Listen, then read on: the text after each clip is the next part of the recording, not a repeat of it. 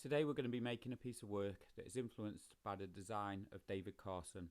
Hopefully in advance of this session everyone has watched a David Carson lecture. When responding to his work, seeing his work in that lecture will be incredibly useful. We're going to be using Photoshop to make this work today, and you can see I've got Photoshop open on my screen. If I go to File and New, it will give me the options to make my new canvas. So you can see the new document screen has come up, and I'm going to click on Print. In Print, if you view all the presets, you can see there's all sorts of different sizes of print document. So I'm just going to click on A4 for this one, and it's very important that it's on 300 pixels per inch in the resolution. You can see that the orientation can be landscape or portrait. When you set it up, I'm going to go landscape, and as I open it up you can see that you've got your canvas there. Zooming in and out is really important, so Command plus, Command minus, or you can use the view menu, but obviously doing your keyboard shortcuts is very useful. And you will need to zoom in quite close to do some of the detailed elements of this. You can see that I've already opened a load of images across the top there, but obviously to open your own images, go to File and Open. So we'll start with this paint texture. That is actually a photograph of an old shed that I recently knocked down in my garden because I live an incredibly rock and roll lifestyle. It did need knocking down, I didn't just do it for fun. So if I use the adjustment menu, you can see I've got black and white set as my foreground and background colour, and then if I use the gradient map, it does a gradient between your foreground and background colour, so it will turn it black and white. Many of you will have used the curves for editing the brightness and contrast, etc., but I'm just going to go straight into brightness and contrast here just because this is going to be very blended in this image, so I just want to increase the contrast a little bit really. And then if I select it all, which is Command A, you can see the dotted line comes up around it, and then I can just copy and paste that into my new canvas. It's very important you put it on a new canvas so the resolution is correct. Your photograph won't be set up at the right resolution, so always start with a new canvas and always paste things in. Okay. Free transform is very useful, so Command T gives you the transform options. So I'm just going to free transform this image, and then I've flipped it round so it's landscape. I'll just drag it. You can see it's a little bit pixelated when I extend it, but as soon as I press enter it goes back to the correct resolution. That's just a preview of it. And then I'm going to blend it in a little bit probably. I might come back to this in a bit, but you can see how using the opacity box you can blend it right down so it's very subtle, or you can keep it at a normal opacity, which is a little bit much in this instance, but we will come back to that. I've also got some brown paper saved, so you can see how you can drag over it using your marquee tool. So if you use the rectangular one, which should be set up by default, but it wasn't on mine because I've been using a different shape. So if I just copy and paste that in, so you can see that's quite small, so I wouldn't want to use that the full size of the canvas. It is important to get high resolution collage material. There is a load of it saved on Moodle. Your teacher will direct you to that. And then these are the blending options. These are very, very useful. So you can see it's in your layer box. So I'm just going to blend it into the image of my broken shed. So if I go to overlay, and then that's quite nice. It's got those sort of earthy textures that Carson uses. If I now open up a photograph, I'm going to turn that photograph black and white as well. So it's a photograph from Manchester, the Imperial War Museum. And the photo filter is a very useful filter. It's useful for a David Carson type response because you can make it have these sort of earthy tones, these browns that Carson often uses. I'm only going to do it quite subtly. Okay, so I don't think it would work necessarily on every single Carson image to have it in full colour, so black and white might be nice. And then you can see I'm using the lasso tool to select areas of the building. So that just really works as a way of drawing around the building by clicking as you go round. But you do have to remember as you go around it that you do have to return to your starting point or press enter, and it will create a shape. And I can just copy and paste that shape on top of my canvas. So I've now got 3 layers if you see on the right hand side, 4 if you include my background layer. I'll just rescale that with free transform, Command T, as you know. David Carson does use a lot of space, so I don't want this image to be too overcrowded, so just play around with the size. Again, you'll probably need to come back to this. And then might have a play with the blending options again. So you can see that's blending it into the background, but also into the brown paper layer as well. So again, something quite subtle might work, but the blending options, sometimes they will end up doing something hideous, sometimes they will do something nice, depending on the images that you are working with. So take your time and get to know them. Okay, so I'm going to blend this one in quite subtle at the moment.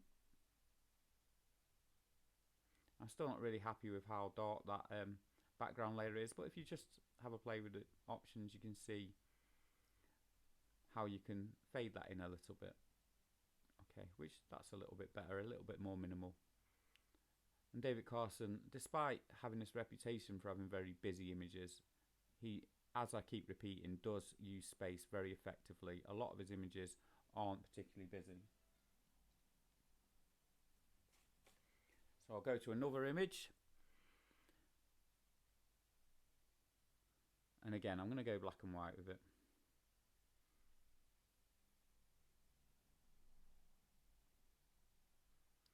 And then I just want to show you the filter gallery here.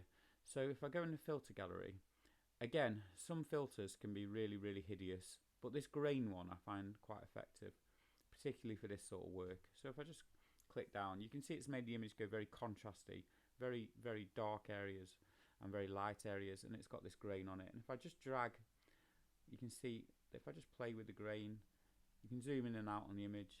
You can have all different types of grain. It's just loading. So you can see that's a more subtle grain. And David Carson does sort of distort the images a bit, doesn't he? And you can see if you drop down there, there's all sorts of different filters. Some of them really aren't very nice, but lots of them work well if you're working with an image that it suits. So I won't spend ages on this. I just want to show you I don't want this to be too long. So if I just select that, and I'm going to drop that image on as well. And then that gives me a bit to play with. I'm not saying any of this is final. In fact, I don't plan to make anything particularly final, because this would be too long if I spent ages on it. But I just want to drop a few things on, so I can show you how, if you've got a few things on your canvas, you can start playing around with your composition and layout. And obviously things that don't work, you can delete those layers. So I'll just drop that in there. Now obviously it's a little bit solid at the moment, but if I go back to the trusted blending options, I can try a few things out, and you can see how some of them aren't working. Try blending it in that way with the opacity, but it's still a bit prominent.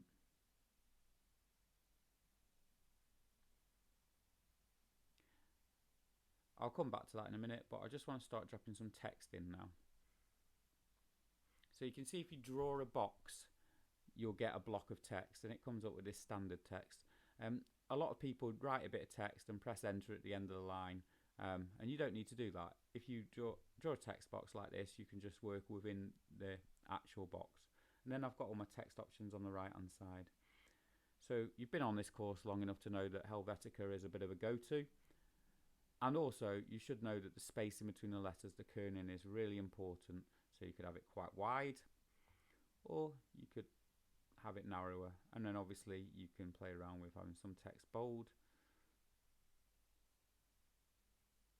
and make the text bigger. So David Carson does actually overlap letters. He overlaps them to get this idea of deconstruction of typography, but I'm not going to overlap the text at this point. Okay, so if I just drag that, I think it'd be more interesting perhaps to overlap it with an image. So you'll have noticed in a lecture that David Carson does things quite frequently, so you can't necessarily see the text. And also he'll do things like replace certain letters with symbols or numbers, so you could put plus signs, or I've put a 5 in there instead of an S. You can also type in your boxes, so I can increase the letter spacing even more in there by typing an amount. So I'll go quite extreme, so that the text almost fans out, so it's a bit tighter in areas.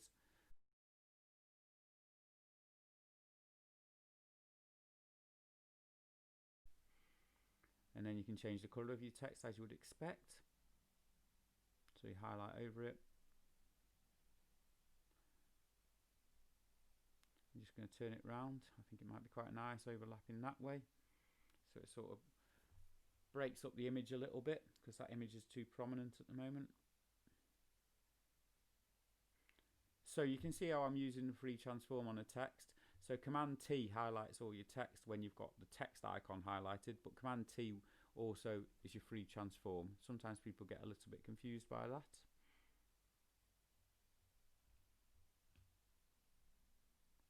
So I'll put a little bit more text in.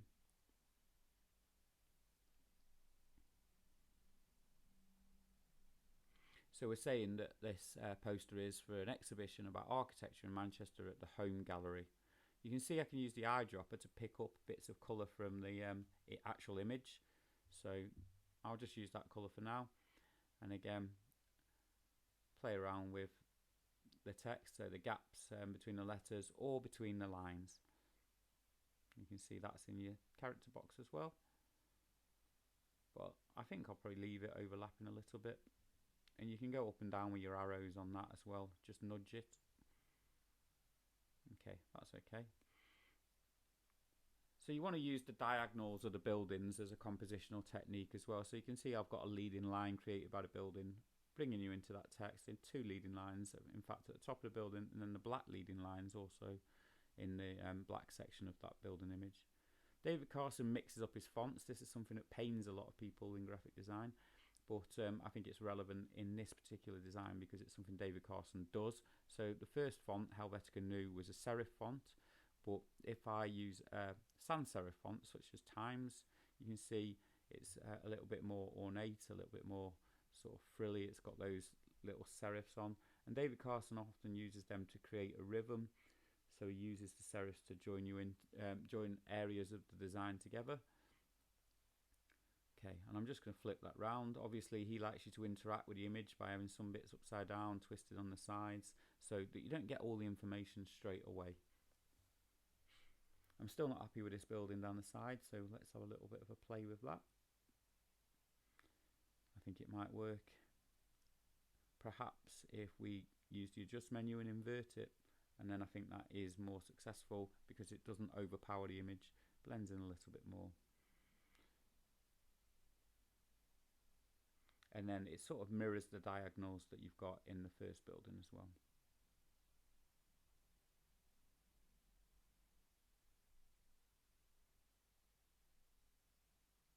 So again, play around with that Manchester text. Is it right there? You can see I've got quite a lot of layers built up now. And then this background's still a little bit busy for me. So can we save it by blending it in a little bit, or do we need to do something in terms of how it's edited a little bit more? Okay, so I'm going to use the rubber here.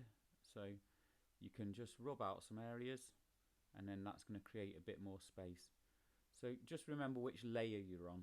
Layers are very important to use in Photoshop. So if something's going wrong, it's almost certainly because you're on the wrong layer. So you can see how I've just clicked back on to the original layer with the bit of the shed on it. And then just rub some areas out so it creates this space that you see in a lot of Carson designs, but you've still got a bit of texture.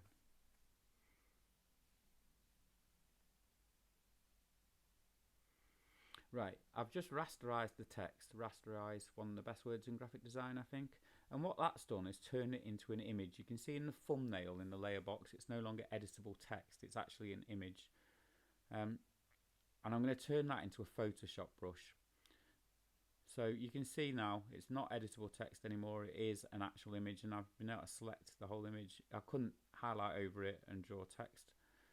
So I'm just going to fill that in.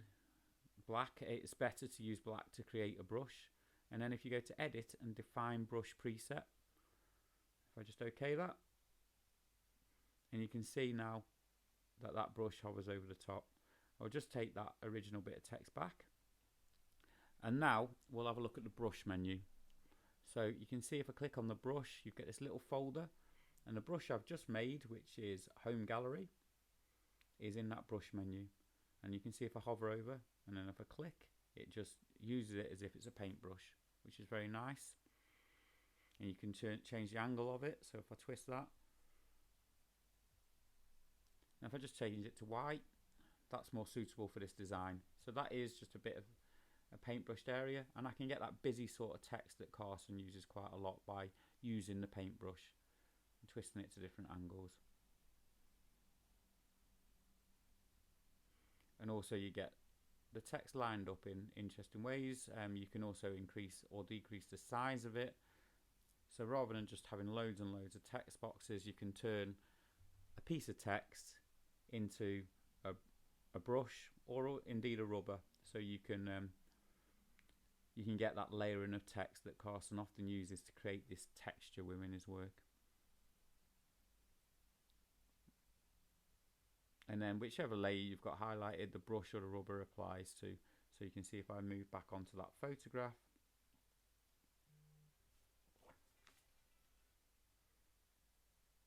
I can rub out bits of the photograph. And you can see on the thumbnail, if you look closely, that little bits of that photo are disappearing from the thumbnail. Okay, and that's the basics of a David Carson design. Obviously I would spend a lot longer on it and tweak bits, but you can see all the techniques to get you to a decent starting point. So hopefully you will enjoy having a go at this, and I look forward to seeing what you come up with. Thank you very much.